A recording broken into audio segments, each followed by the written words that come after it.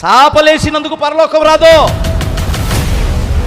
చేస్తే చేయండి, లేదంటే లేదు. ఉన్న మాట ఉన్నట్టే చెబుతాను నేను. కుర్చీలేసినందుకు పరలోకం రాదమ్మా.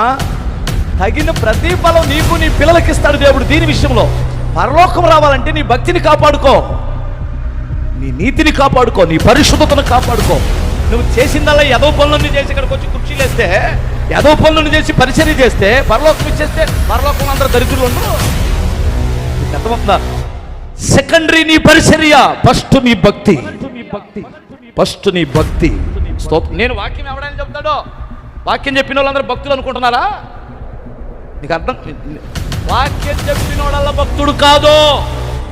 ఇతర భార్యలోడు చెబుతున్నాడు వాక్యం, వ్యభిచరించాడు వాక్యం చెబుతున్నాడు, లంచాలు తీసుకునేవాడు వాక్యం చెబుతున్నాడు. నాకంటే బాగా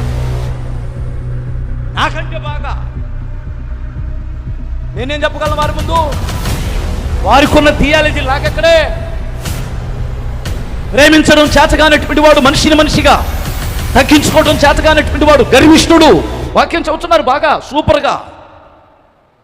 వాక్యం చెప్పినందుకు నేను పరలోకానికి వెళ్ళను, నాకు ఆ సంగతి తెలుసు.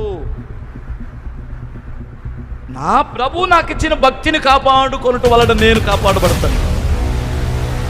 హల్లెలూయా. మనం ఎందుకు కాపాడబడతాం? భక్తి, భయభక్తులు కాపాడుకోవాలి కదా. ఎందుకయ్యా నిన్ను ఈ సింహాలు తినలేదంటే, నేను దేవుని యందు భక్తి కలిగి ఉన్నాను కనుక, నేను నిర్దోషిగా ఉన్నాను కనుక నా దేవుడు నన్ను కాపాడాడు.